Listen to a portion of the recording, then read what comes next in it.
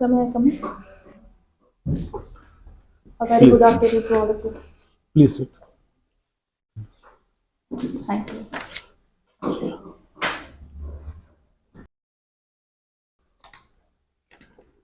Yashna. Yes, sir. So you belong to Sitapur, huh? I'm from Second.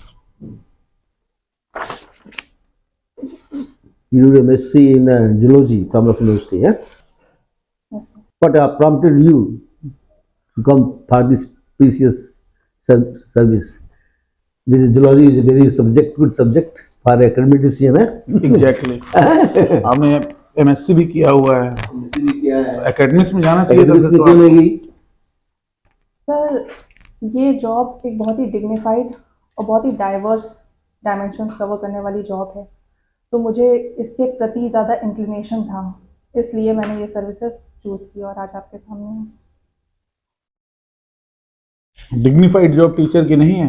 बिल्कुल है sir, dignified है sir. वो लोग तो जो है डिसाइड करते हैं आगे के फ्यूचर जनरेशन को किस डायरेक्शन में जाएंगे। तो मुझको ऐसा लगता है यहाँ की जो मेन बात है ग्राउंड लेवल से जुड़ना, उसके अलावा डाइवर्स ग्रुप ऑफ पीपल से मिलना, डाइवर्स जॉब प्रोफाइल होना, इस डाइवर्सिटी बहुत है सर, इस वजह से मैंने ये फील्ड चूज़ की है। कुकिंग आपकी हॉबी है? यस सर, कुकिंग मेरी हॉबी है। क्या क्या बनाती हैं? सर, वैसे तो घर का खाना सारा खाना बना लेती हैं? That's good. नहीं, आपकी हॉबी है बेटा, तो आप कुछ बताओ क्या क्या बना लेती हो। दाल चावल हम भी बना लेते हैं, मेरी हॉबी नहीं है। सर, डिफरेंट टाइप की दाल बना लेती हूँ मैं। दाल में एक पंचमेल दाल होती है, कुजीन होती है, बहुत तो अभी खाली घर दाल। पे आप ही खाना रेगुलर बनाती हो या कभी कभी बनाती हो? सर, मेरी हॉबी है तो मैं रेगुलरली किचन में इन्वॉल्व रहती हूँ, तो ब्रेकफास्ट के टाइम पे, जब जैसे टाइम मैनेजमेंट में जो टाइम मिल जाए, या डिनर के टाइम पे या लंच के टाइम पे, किसी ना किसी टाइम पे मैं इन्वॉल्व रहती हूँ, क्योंकि मुझे ऐसा लगता है कि अपनी हॉबी के साथ जुड़े हुए रहना चाहिए, तो चाहे कुछ भी हो, कुछ टाइम अपने लिए ज़रूर निकालना चाहिए। अभी आप कुछ कर नहीं रही हैं? नहीं सर। 15 में आपने किया, 2015 में, जी। तो since then you are trying for this exam? No sir, मैंने प्रिपरेशन 2018 से स्टार्ट की है। 15 में मैंने अपना एकेडमिक्स ओवर किया, उसके बाद 2018 लास्ट दिसंबर से मैंने स्टार्ट किया प्रिपरेशन अपना। 3 साल क्या किया फिर आपने? 3 साल। एक्चुअली मेरे मदर की तबीयत ख़राब हो गई थी, तो इसकी वजह से मेरी कुछ थोड़ा सा पर्सनल इश्यूज़ की वजह से मुझे सेटबैक रहा कुछ टाइम के लिए। This is your first interview? No sir, it is my second interview. Second, last time भी थी ना तुम? Yes sir. You know some economics of the state? Yes sir. What is the GDP, present GDP of Uttar Pradesh sir, present GDP in percentage? the percentage growth rate is currently around 16%. Our Uttar Pradesh economy is contributing to around 8%, more than 8%. To the nation, Yes, sir. national GDP. Yes, sir. अभी 1 trillion economy जो कहते हैं उसका क्या मतलब है? Sir, $1 trillion economy target किया है हमारे माननीय मुख्यमंत्री ने, 2027 तक करने को बोला है। तो उसमें मेनली हम मैन्युफैक्चरिंग को बूस्ट करने के लिए, हमारे इंफ्रास्ट्रक्चर को बूस्ट करने के लिए, हम अपने इकोनॉमी में और भी ज़्यादा कंट्रीब्यूट कर सकें एज अ स्टेट, तो ये टारगेट रखा गया है, लक्ष्य है ये। गैप क्या है अभी at present? Sorry sir, I am unable to. जिसके लिए कोई एजेंसी हायर की गई है जो काम कर रही है गवर्नमेंट के तरफ से? Sir, as far as according to my knowledge, it's not like. है 120 करोड़ रुपए में एजेंसी हायर की गई। यूएस का इकोनॉमी क्या है ट्रिलियन डॉलर में? Sorry sir. मालूम होना दिया हुआ है सब, वो क्लियर कट। यूपी के एग्रीकल्चर डेवलपमेंट में आप क्या रोल प्ले कर सकते हैं?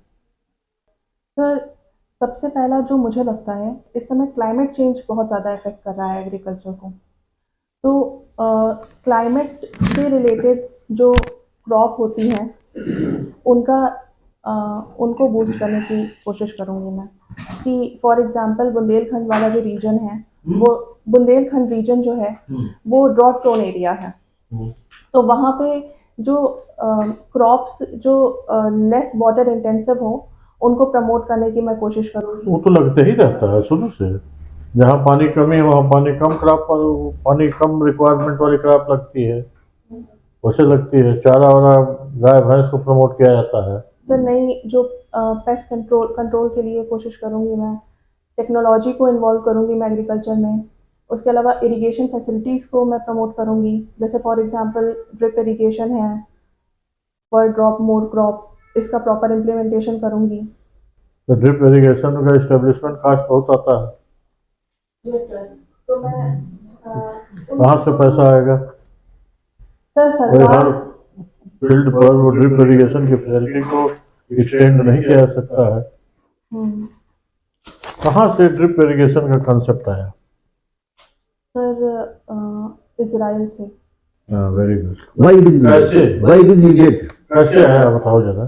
सर जो इजराइल की जोग्राफिकल लोकेशन है और जो टोपोग्राफी है बेसिकली, तो वो बहुत ड्राई एरिया है। तो हाँ। उन लोगों ने अपना साइंटिफिक टेम्परामेंट की हेल्प से उन्होंने विकसित किया टेक्नोलॉजी को कि वो कम पानी में भी क्रॉप्स को उगा सकें और डिफरेंट टाइप के नहीं, ये तो सिचुएशन है, The situation लेकिन है। उन्होंने प्रैक्टिस में कुछ देखा और तब इस पर उनका दिमाग काम करने लगा।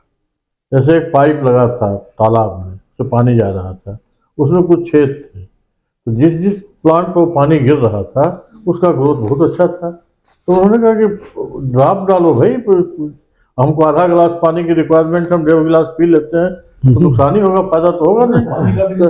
तो सेम कॉन्सेप्ट क्रॉप में भी लगाओ। तो वहां से वो कॉन्सेप्ट इमर्ज हुआ कि ड्रॉप वाइज 2 क्रॉप को, और उतना जरूरत है।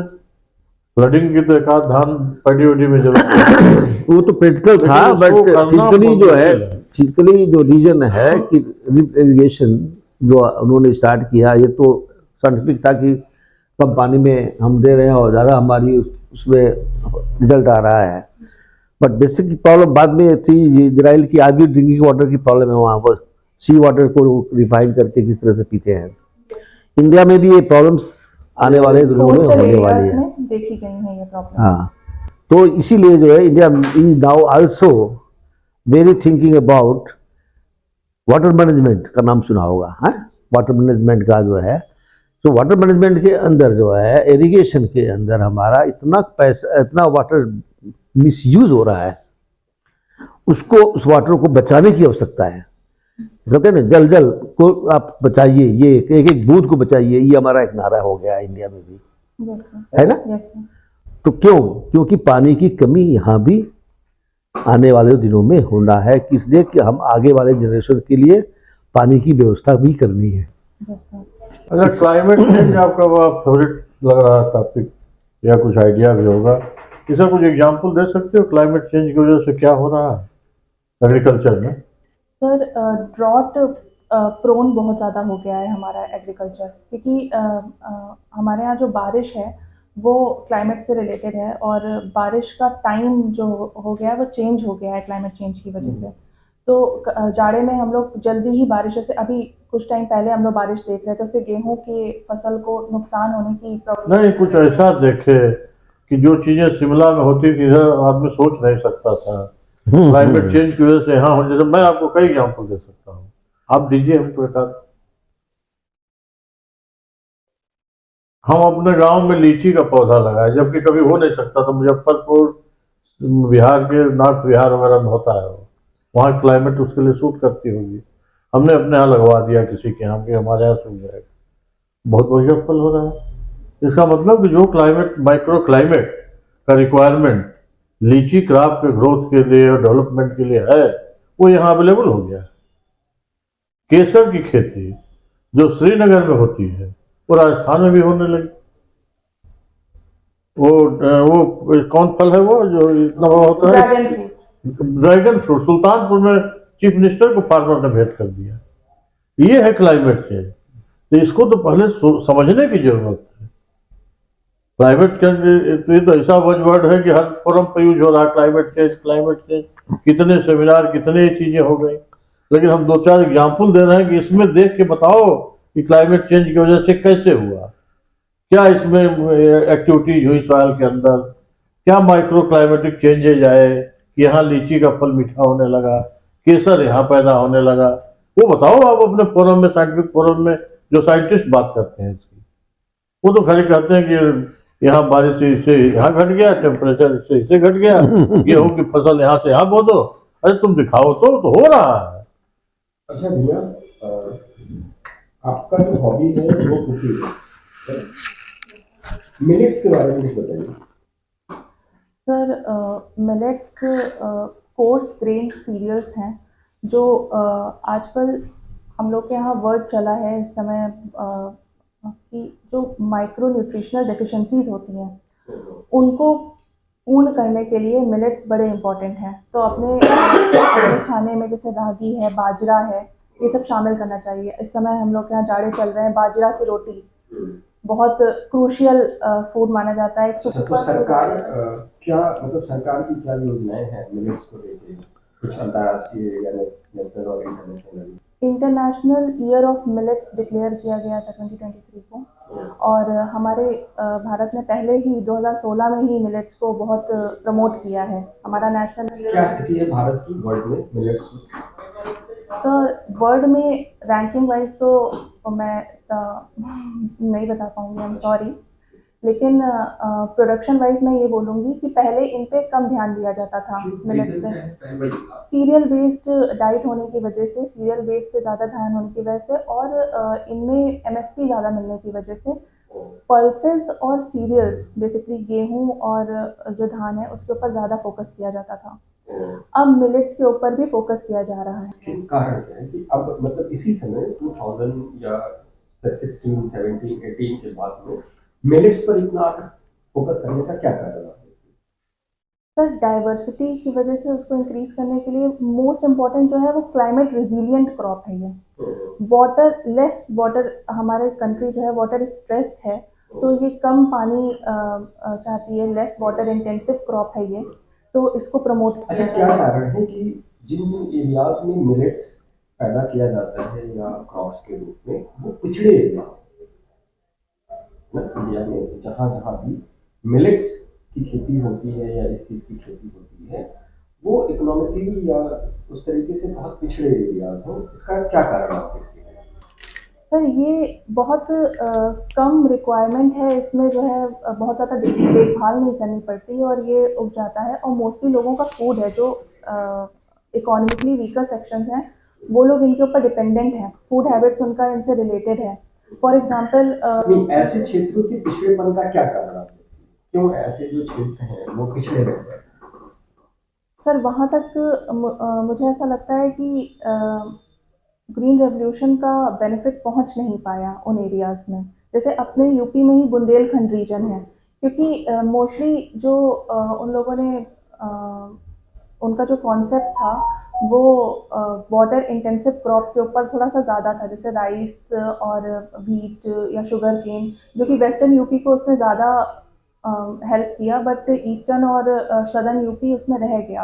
अच्छा, मान लीजिए कुकिंग आपका हॉबी है ना जी। 4 ऐसे डिशेस के नाम बताइए जो जिनमें मिलेट्स का प्रयोग हो। सर एक तो रोटी जो मैंने बताया अभी, बाजरे की रोटी बनती है। दूसरा इडली, रागी की इडली बहुत टेस्टी लगती है खाने में सांभर के साथ, तो रागी की इडली बनती है। उसके अलावा मिलेट्स का यूज़ डोसा में किया जाता है, मिक्स सारे मिलेट्स को मिला के डोसा प्रिपेयर किया जाता है, और अप्पम प्रिपेयर किया जाता है। अप्पम केरला की डिश है। अच्छा, कुकिंग में या थोड़ा सा अगर इंडियन, इसको दलिया दलिया के रूप में भी यूज करते हैं। हाँ, दलिया के फॉर्म में भी यूज़ करते हैं। अच्छा, क्या कारण है कि भारत में नए नए जो मतलब अदर कंट्रीज के जो फूड कल्चर है वो इंडिया में बहुत तेजी से डेवलप हुआ है, ठीक है, जबकि उनका सब्स्टिट्यूट इंडिया में उपलब्ध है। जैसे अगर आप मोमोज की बात करें, ठीक है, तो मोमोज जैसे आपने फरा का नाम सुना होगा, ठीक है, लेकिन जिस तरीके से मोमोज का डेवलपमेंट हुआ, फरे का या उसका वो डेवलपमेंट ठीक है नहीं, इसका मतलब क्या रीजन आप? सर मैंने ये चीज़ नोटिस की है कि जितना थोड़ा सा ग्लोबलाइजेशन का इम्पैक्ट पड़ा है हमारी फूड हैबिट्स पे भी, तो इसमें एक वर्ड बोला जाता है मैकडॉनलाइजेशन ऑफ फूड हैबिट्स। तो वो हो गया है। तो अर्बन एरियाज़ में तो ये चीज़ बड़ी प्रोमिनेंटली दिखती है। पर रूरल एरियाज़ में अभी तक इतना पेनिट्रेशन नहीं हुआ है इन सब चीज़ों का। लेकिन फिर भी हमारे यहाँ मैकडॉनल्ड्स में भी जो बर्गर मिलता है या जो पिज़्ज़ा मिलता है, वो पनीर टिक्का पिज़्ज़ा मिलता है, तो उसमें भी इंडियनाइजेशन आ गया है, तो ग्लोबलाइजेशन हो गया है हमारी फूड हैबिट्स पर एक्चुअली। तो it's not complete impact, but it is partial. तो हमारा कल्चर, हाँ, तो अगर ठीक है, अगर आपको अपने फूड कल्चर को इम्प्रूव करना हो या इस तरीके से, तो क्या क्या स्टेप्स आप लेंगे, जिससे कि अगर वो उनकी चीजें अगर यहाँ पर डेवलप करेंगे, तो आप इंडियन कल्चर या इंडियन फूड कल्चर को कैसे करेंगे? सर, इंडियन फूड कल्चर में मुझे ऐसा लगता है कि हमें प्रमोट करने की ज़रूरत है उसको। हाँ, जैसे क्या कि क्या स्टेप्स होंगे आपके? जैसे फॉर एग्जांपल हमारे यहाँ शोज़ में जो शोज़ चलते हैं जो टीवी रियलिटीज़ में, तो उसमें इंडियन क्विजीन्स को प्रमोट किया जाए मोर। जो उनका डिफरेंट ब्लेंड है उसको प्रमोट किया जाए। रीजन स्पेसिफिक जो फूड है, फूड कल्चर है, फॉर एग्जांपल जो कश्मीरी कुजीन है, उसमें हम लहसुन प्याज नहीं यूज़ करते। अच्छा, एक चीज कहा जाता है कि कुकिंग में इंडिया में कि जो इंडियंस होते हैं वो ओवर कुक्ड करते हैं, है ना? खाने को मतलब जो पकाने का जो तरीका है वो ओवर कुक्ड करते हैं। आप ऐसा मानते हैं कि हम हमें खाने मतलब बनाने का या डिशेस को सही तरीके से पकाने का आइडिया नहीं है? सर, मुझे ऐसा लगता है कि हम लोग को अच्छे से या मसाले का प्रयोग ज्यादा करते हैं, है ना? तो मसाले का प्रयोग क्या गलत है इंडियन पर्सपेक्टिव में, या ओवर कुक्ड हम करते हैं? सर, मुझे ऐसा लगता है जिस समय हमारा कल्चर इवॉल्व हुआ है, तो उस समय टेम्परेचर को रेगुलेट करने का तो हम लोग के पास कोई इंस्ट्रूमेंट था नहीं। तो हमारे यहाँ जब कढ़ाई में तेल गर्म होता था, तो जब राई उसमें चटकती थी तभी पता चलता था कि वो प्रॉपरली गर्म है। तो मुझे तो ऐसा नहीं लगता कि हम ओवर कुक करते हैं या कम कुक करते हैं। हमारा एक पर्सपेक्टिव हो सकता है, हम लोग को ये लग सकता है कि कुछ लोग कम कुक करते हैं, कुछ लोग केवल बॉइल्ड फूड ले सकते हैं। It it depends on perception. तो मुझे ऐसा लगता है कि हम लोग प्रॉपरली कुक करके ही खाना खाते हैं, नहीं तो वो डाइजेस्ट ही नहीं हो सकता है हमारी बॉडी में। अच्छा ये बताइए, ग्रीन रिवोल्यूशन के फादर कौन कहलाते हैं ग्लोबल? ग्रीन रिवोल्यूशन का नाम आपने लिया था, जी। बुंदेलखंड उसे अछूता रह गया। जी। Norman Borlaug. हाँ, और हिंदुस्तान के पर्सपेक्टिव में देखा जाए तो कौन? MS स्वामीनाथन। स्वामीनाथन। तो रिया, यस सर। जैसे कभी आपने बोला ना अभी कि मेक इन इंडिया, सुना है? मेक इन इंडिया आया था कुछ दिन पहले भी। तो what is the difference between make in India and made in India? तो मेक इन इंडिया में हम इन्वेस्टमेंट को प्रमोट करते हैं, फॉरेन इन्वेस्टमेंट्स को प्रमोट करते हैं। हमारे इंडिया में वो आए, हमारे यहाँ फैक्ट्रीज सेटअप करें, हमारे यहाँ इंडस्ट्री सेटअप करें और यहाँ पे मैन्युफैक्चरिंग करें। मेड इन इंडिया का मतलब होता है कि हमारे ही इंडियन इंडस्ट्री सेटअप हो यहाँ पे, जो इंडिया से ही सेटअप हो और वहीं यही मैन्युफैक्चरिंग हो ग्लोबल सॉरी लोकल प्रोडक्ट्स से। लोकल प्रोडक्ट से, जी। ठीक है।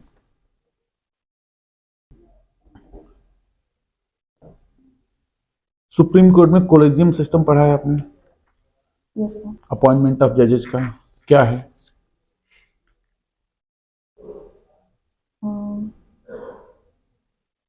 तो कोलेजियम सिस्टम के थ्रू अपॉइंटमेंट होता है। उसमें जजेस एक्चुअली एग्जैक्टली पता है आपको?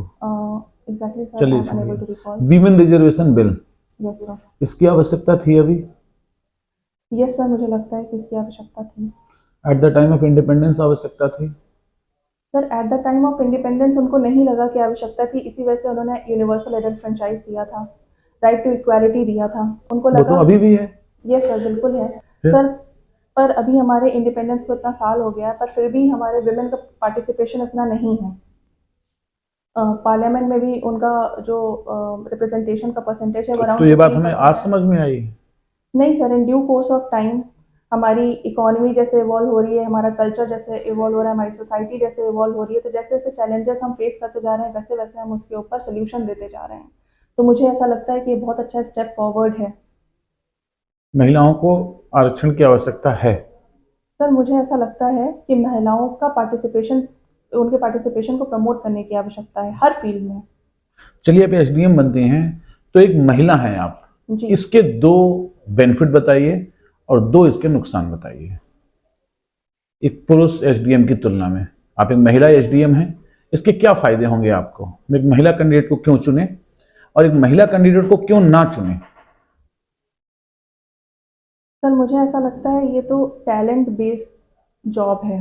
नहीं, फिर भी जेंडर तो है सर जेंडर है, जेंडर में कभी कभी भाई, सोशल महिलाएं पुरुषों से अलग हैं, ये बात आप मानती हैं या नहीं मानती हैं?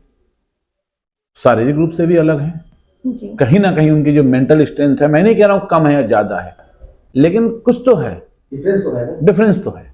जी इसीलिए आप महिला हैं और बाकी लोग पुरुष हैं। जी तो जब अलग हैं तो कुछ हो सकता है आपके अलग व्यक्तित्व के कुछ फायदे हों, या क्योंकि आपकी स्ट्रेंथ अलग है, आपकी वीकनेस अलग है, तो हो सकता है उसके कुछ नुकसान। तो अगर आप एक पुरुष एसडीएम से खुद को कंपेयर करती हैं तो आप सोच के बताइए कि दो कौन सी ऐसी आपकी विशेषताएं हैं जो आप एक पुरुष एसडीएम से स्वयं को अच्छा मानती हैं, और दो ऐसी भी बताइए कि एक पुरुष अधिकारी के मुकाबले आप अपने आप को कमजोर समझती हैं। सर मुझे ऐसा लगता है कि पहले मैं पॉजिटिव बताती हूँ। मुझे ऐसा लगता है कि मैं अपने पर्सपेक्टिव में मैं जैसे अपने आप को एनालाइज कर पाई हूँ, मैं सेंसिटिव हूँ। अगर कोई महिला मेरे सामने आती है कोई परेशानी अपनी लेके, तो मेरे से वो ज़्यादा क्लियरली बात कर पाएगी क्योंकि मैं भी एक महिला हूँ। वो अपनी परेशानी अच्छे से रख पाएगी इन कंपैरिजन टू किसी मेल एसडीएम के। तो ये तो एक वर्ग विशेष के लिए हो गया, तो ठीक है, महिलाओं के लिए हो गया। जी ठीक है, अगर आप जाएंगे, जब कलेक्ट्रेट में बैठेंगे तो आप देखेंगे वहाँ 90% पुरुष आएंगे आपके पास, 10% महिलाएं आएंगी। आप किसी ऑफिस में जाएंगे तो अभी भी यही है, 90% पुरुष आएंगे आपके पास, 10% महिलाएं आएंगी। सर मुझे बेसिक चलिए ठीक है, ये आप कह रही हैं वर्ग विशेष, महिलाओं के प्रति आपकी सहानुभूति ज्यादा होगी, समानुभूति होगी, तो कहीं ना कहीं वो एक हमारा है कि भाई महिलाओं की रीच कम है, एक लेडी अफसर होने के नाते महिलाओं की रीच बढ़ेगी, यही आप कह रही हैं। चलिए दूसरा फायदा। तो दूसरा फायदा मेरी डाइवर्स नॉलेज से आ सकता है। वो तो पुरुषों में भी हो सकती है, वो महिला होने के कारण आपकी डाइवर्स नॉलेज नहीं है, वो महिला होने के कारण आपको क्या फायदा होगा ये बताइए आप।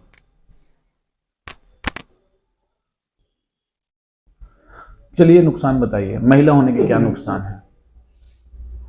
सर नुकसान ये हो सकता है कि मेरी बात को उतनी वरीयता ना दी जाए। आपको लगता है समाज में महिलाओं की बात को वरीयता नहीं दी जाती है? सर ये पर्सन टू पर्सन डिफर करता है, पर आप एग्रीगेट बताइए, जनरल बताइए। सर इन जनरल अगर मैं बताऊं तो बहुत ज़्यादा तो नहीं समझा जाता है। क्यों नहीं समझा जाता है महिलाओं को ज्यादा? ईगो हर्ट हो सकती है लोगों की। देवियां तो सारी महिलाएं हैं हमारी दुर्गा माता है, काली हैं? बिल्कुल सही बात है फिर? सर। अगर ऐसा ही होता सर तो हमारे यहाँ विमेन के लिए विमेन रिजर्वेशन बिल नहीं लाना पड़ता, हमारे यहाँ पार्टिसिपेशन बढ़ाने के लिए बेटी बचाओ बेटी पढ़ाओ ना करना पड़ता सर। ये सब अगर हो रहा है तो ये इसी वजह से हो रहा है, ये एक फैक्ट के बेसिस पे हो रहा है, एक एनालिसिस के बेसिस पे हो रहा है कि हाँ परेशानी है, तो इस बात को एक्सेप्ट करने में मुझे नहीं लगता कि कोई प्रॉब्लम होनी चाहिए। मैं ऑनेस्टली इस बात को एक्सेप्ट करती हूँ।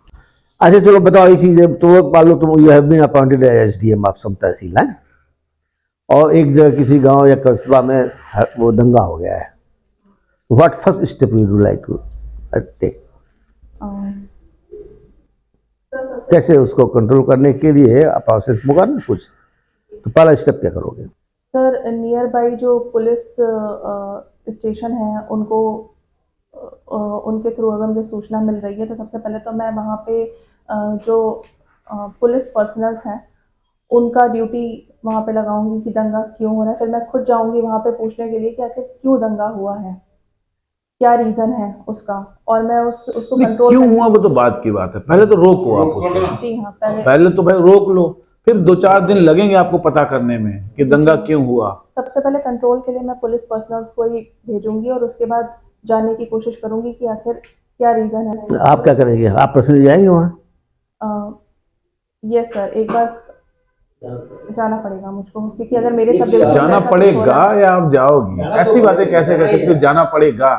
कहीं दंगा हो रहा है, आपके जुरिस्डिक्शन में है, आपकी पुलिस फोर्स वहाँ है। मेरे जुरिस्डिक्शन में है तो मैं वहाँ पे जाऊंगी, पर पहला जो फर्स्ट कॉल यही है कि मैं वहाँ पे पुलिस पर्सन एक लिंक और छोड़ रही है उसमें, उस तुम्हारे ऊपर कौन बैठा है जिले में?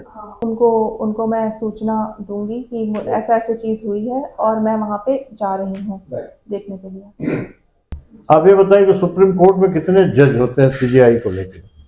Sir around 31 current strength.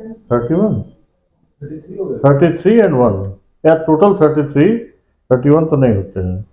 अच्छा, इंक्लूसिव एंड इक्विटेबल ग्रोथ क्या होता है? एग्रीकल्चर की बात कर रहे हैं, मान लीजिए एग्रीकल्चर में कोई ग्रोथ बदल लो, डाइवर्सिटी है तो हमारा उधर ही है पर्सपेक्टिव। सर इंक्लूसिव ग्रोथ मतलब सबको साथ में लेके चलना, सबका साथ सबका विकास। और इक्विटेबल मतलब जो भी उससे प्रॉफिट निकल रहा है उनका इक्वल डिस्ट्रीब्यूशन होना।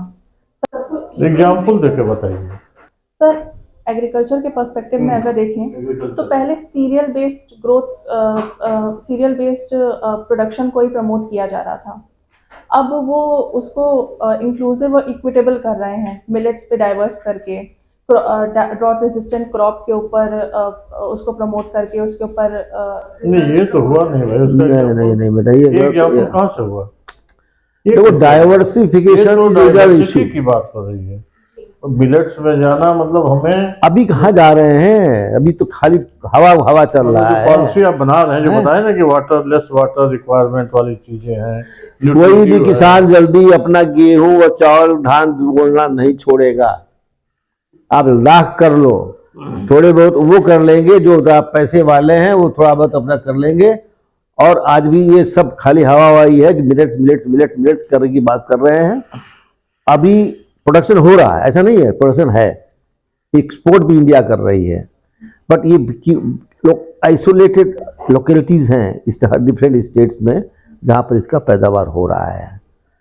और UP state like Uttar Pradesh में केवल 2 डिस्ट्रिक्ट ऐसे हैं, एक आपके उधर वेस्टर्न यूपी में आगरा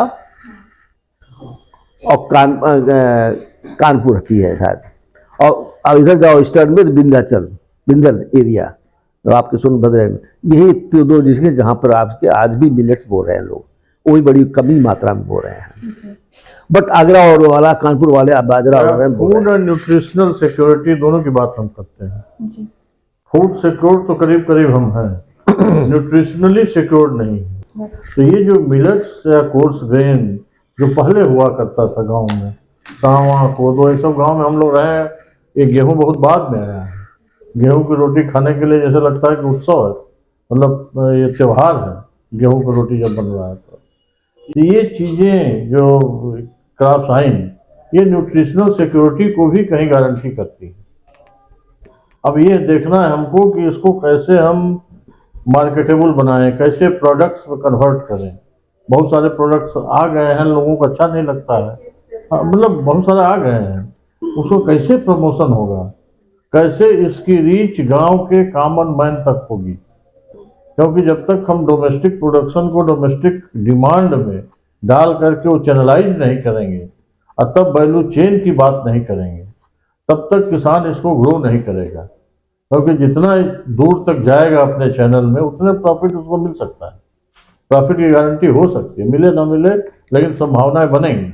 तो इन सब चीज़ों को आप लोग जैसे नए हो, नए माइंड ब्रेन है, नया सोच, इसमें बताओ हम लोगों को, एक आध 2 बात बताओ। भैया जैसे कुछ करंट अफेयर पढ़ा है आपने इस चीज पे? सर एक हफ्ते तो भी हुआ नहीं रिजल्ट फाइल में। कब है इंटरव्यू कब है? 8 जनवरी को। फर्स्ट डे ही है। फर्स्ट डे है और सेकंड डे है। कुछ करंट न्यूज आपने पढ़ा?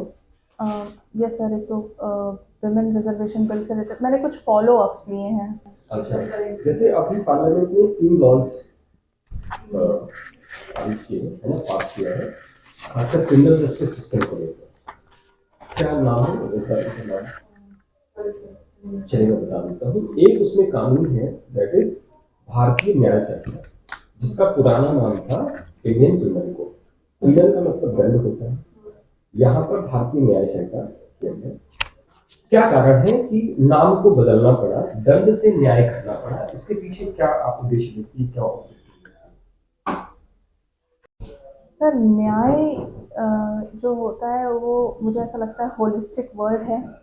दंड एक थोड़ा सा उतना ब्रॉड टर्म नहीं है, मुझे ऐसा लगता है। जब स्पेसिफिक है स्पेसिफिक है वो कि हम पनिशमेंट देने के लिए ये कोड बना रहे हैं, और ये एक होलिस्टिक वर्ड है कि हम न्याय देने के लिए ये कोड बना रहे हैं। तो मुझे ऐसा लगता है कि इस वजह से उन्होंने उसमें चेंज किया। आखिर इसको और क्लियर करिए, मैं स्पष्ट नहीं हो पा रहा हूँ कि ये होलिस्टिक किसके लिए है? मतलब ये जो जस्टिस का था या न्याय का जो शब्द प्रयोग किया गया है, तो जो आप शब्द यूज कर रहे हैं होलिस्टिक, इसमें कौन कौन है? न्याय किसको देना है? सर किसी भी एग्रीवीट को न्याय देना है हमको। दंड हम देते हैं किसी क्रिमिनल को, कोई जो एक्यूज जो कन्विक्ट प्रूफ हो जाए उसको हम दंड देते हैं। यहाँ पे हमने उसका जो आधार है, जो हमने उसका जो मोटिव मतलब एक गोल है उसको वो चेंज कर दिया है। वो ये कर दिया है कि हम अब क्रिमिनल के ऊपर फोकस करने की बजाय अग्रीवीट के ऊपर फोकस कर रहे हैं और उनको हम न्याय देना चाहते हैं। और इसका कोई एडिशनल और कुछ ऑब्जेक्टिव्स में सर और रैशनलाइज करना कोर्ट्स को।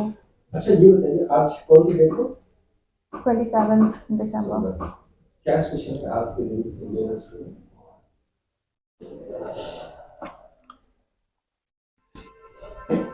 Sir 1911 you are coming. में एक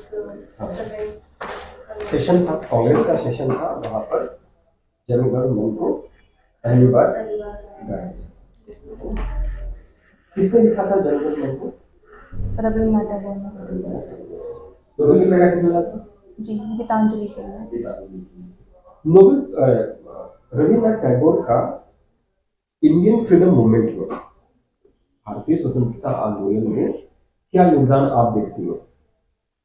सर 1905 में जब पार्टीशन हुआ था बंगाल का, तो ये रविन्द्रनाथ टैगोर के जो भी गीत हैं, जो भी उनके कॉम्पोजिशंस हैं, उनको बहुत प्रमोट किया गया था। इंडियनाइजेशन को बहुत प्रमोट किया गया था।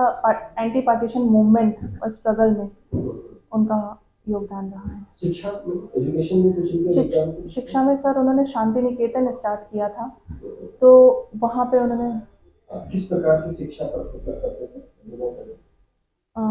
सर जो बेसिक लेवल ऑफ एजुकेशन है, जो हमारा गुरुकुल परंपरा है, उसके ऊपर फोकस करते थे सर। सर मेरे पास एक लास्ट क्वेश्चन है, ये बताइए, मान लीजिए कोई समुदाय है या एक समुदाय ऐसा है जहां आज भी चाइल्ड मैरिज रिलेटेड है, चाइल्ड मैरिज हो रहा है, ठीक है, खासकर लड़कियों के, गर्ल्स के। सरकार ने बहुत प्रयास किया, लेकिन वो इस एटीट्यूड को या इस चीज को लोगों के वो चेंज नहीं कर पाते। एक समूह बनता है, उस समूह का लीडर आपको बनता है, और आपसे कहा जाता है कि इस साइकोलॉजिकल, सोशल साइकोलॉजिकल जो माइंडसेट है उस समुदाय का, उसको आपको क्या करना है, चेंज करना है। लेकिन मैं आपको 4 विकल्प दे रहा हूँ, इन 4 विकल्पों के आधार पर कौन सा विकल्प बेहतर होगा आपके लिए। जैसे पहला विकल्प है कि आप बता सकते हैं कि ये जो चाइल्ड मैरिज है, ये मॉडर्न एरा में प्रोग्रेसिव नहीं है या प्रोग्रेसिव सोसाइटी का ये पहचान। दूसरा आप एक रीजन मान लेके दे सकते हैं कि जैसे पहले स्वयंवर होता था, वहां पर सेलेक्ट करने का या शादियों को खुद को करने का वो बच्ची पर डिपेंड करता था उन सारी चीजों पर। तीसरा तरीका है कि आप उस जगह पर कोई एनजीओ वगैरह का या इन सब चीजों का हेल्प ले सकते हैं। और चौथा तरीका है कि आप वहां पर जो चाइल्ड मैरिज के नेगेटिव इम्पैक्ट है उसको लेकर वहां पर उनके पेरेंट्स से या फादर से या बात करिए। आपके पास में ये 4 विकल्प मौजूद है, कौन सा आपको लगता है ज्यादा अच्छा है, या कौन से विकल्प को आप चुनेंगे, और किसी और बाकी की जो टीम है उनको आप क्यों चुनेंगे? सर क्या मैं कॉम्बिनेशन ऑफ ये जो ऑप्शंस आपने दिए हैं उनको चूज सकती हूँ? नहीं, आपको एक ही विकल्प है। तो मैं 4th ऑप्शन को चूज करूंगी। रीजन? पहले भी प्रोग्रेसिव है, अगर उनको ये चीज़ पता होती तो वो ये क्यों कर रहे होते। कोई ना कोई नेसेसिटी होगी, कोई ना कोई सोशल प्रेशर होगा, कुछ तो ऐसा होगा जिसकी वजह से वो कर रहे हैं। सेकंड आपने बोला कि स्वयंवर का जो आयोजन है, तो सेम वही सोशल नॉर्म्स कि अब कितना चेंज हो गए हैं। अगर ये चीज़ हो रही होती, प्रिविलेंट होती अदर एरियाज़ में भी, तो शायद उनके यहाँ भी इसके ग्लिम्पसेस दिखे होते, पर ऐसा नहीं हो रहा है। थर्ड, आपने कहा एनजीओ की मदद लेने के लिए, तो मुझे ऐसा लगता है कि हाँ, मैं ये करना चाह रही थी कि थर्ड एनजीओ की हेल्प लेके मैं ये चीज़ प्रोपोगेट करूँ, इस इंफॉर्मेशन को प्रोपोगेट करूँ कि कितने नेगेटिव इम्पैक्ट हैं, बायोलॉजिकली भी, साइकोलॉजिकली भी, फिजिकली भी, मेंटली भी, एक लड़की के ऊपर भी और एक लड़के के ऊपर भी जो चाइल्ड मैरिज में इन्वॉल्व है। तो और उसका आगे चल के समाज के ऊपर कितना हार्मफुल इम्पैक्ट पड़ेगा।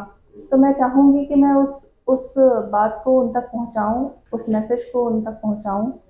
और एज अ लीडर, जैसा आपने मुझे बोला कि आपको उस समूह का लीडर अपॉइंट किया गया, तो मैं ये कोशिश करूँगी कि उनको साइंटिफिक वे में भी समझाऊँ और सामाजिक स्तर पे भी जाके उनसे जुड़ूँ कि आखिर क्या प्रॉब्लम क्या है जिसकी वजह से वो ये करना चाहते हैं।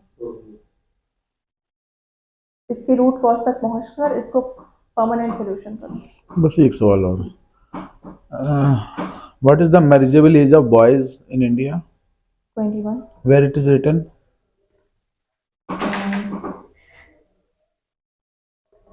Leave girls 18। 18. So recently there is a controversy. They should be equal. Yes sir. अब तीन ऑप्शन है, ठीक, same age it is because of certain factors in society as well as the biological factors, yes ठीक sir. है, यही रखा जाए 21-18. दूसरा, लड़कियों की 21 कर दी जाए, obviously there are certain reasons they will be more mature, पढ़ लिख जाएंगी. तीसरा, जब हम 18 पे वोट दे सकते हैं तो शादी 21 पे क्यों करें, लड़कों की भी 18 कर दो भाई,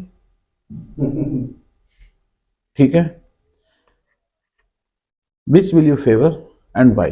crispy and clear answer. Sir, मैं तो ये फेवर करूँगी कि लड़कियों की एज को बढ़ा दिया जाए तब तक का, ताकि उनकी एजुकेशन कंप्लीट हो सके और मैच्योर बन सके। उसके अलावा हाँ, ये बात सच है कि 18 पे हम लोग वोट कर सकते हैं, इट इज़ ट्रू। तो मुझे ऐसा लगता है पॉलिटिकल डिसीजन में और पर्सनल डिसीजन में, वहाँ पे एक बार अगर चूक हो जाएगी तो एक वोट जा रहा है हमारा।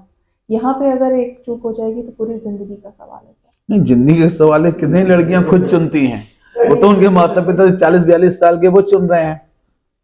आप अपनी शादी करोगी, अपना विवाह करोगी, तो माता पिता की सहमति लोगी या नहीं लोगी? मैं ऐसे ही आपसे पूछ रहा हूँ. बिल्कुल लूंगी। चलिए, अभी छोटी बहन है, ठीक है, she loves a boy, he is doing nothing, just preparing for PPPCS for last 10 years, yes but she is in deep love with him and both love each other, ठीक है.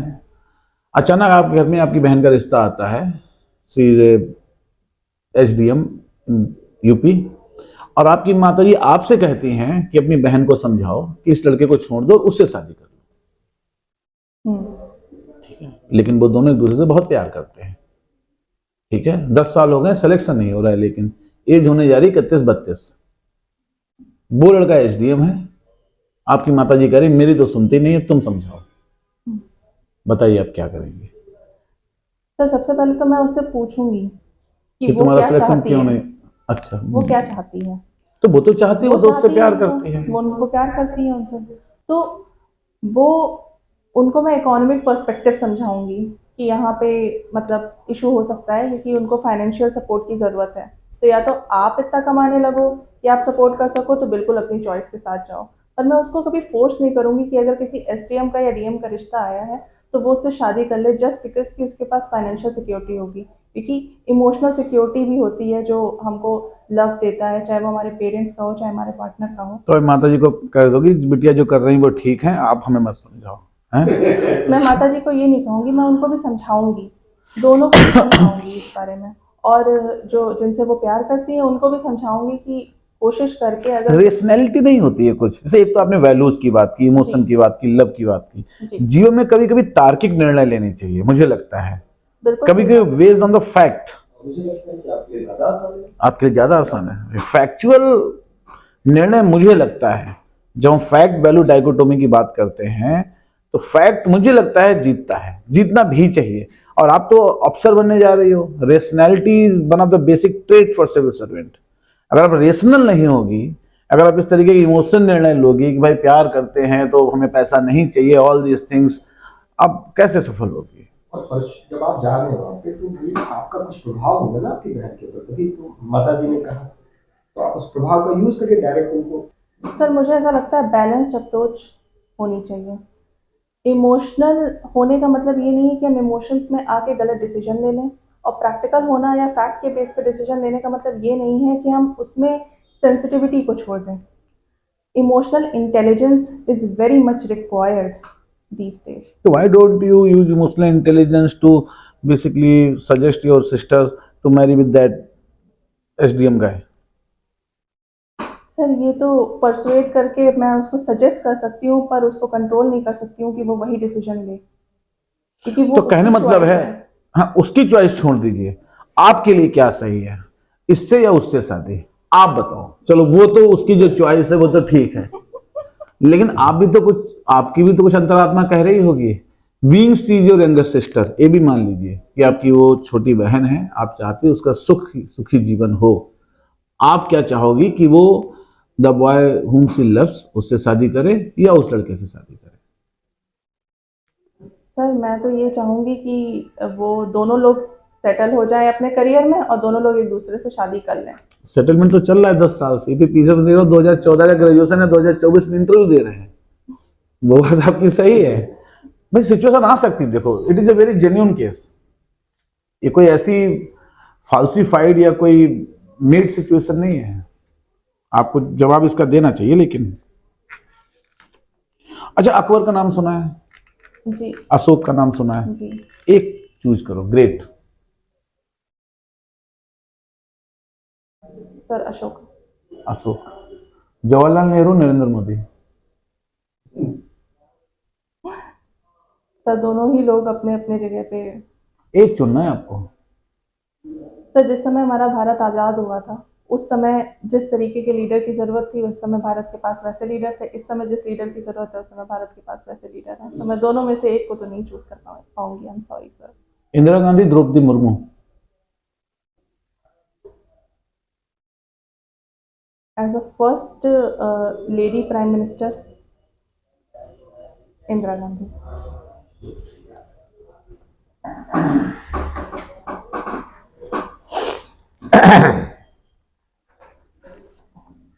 ठीक है सर। ठीक है।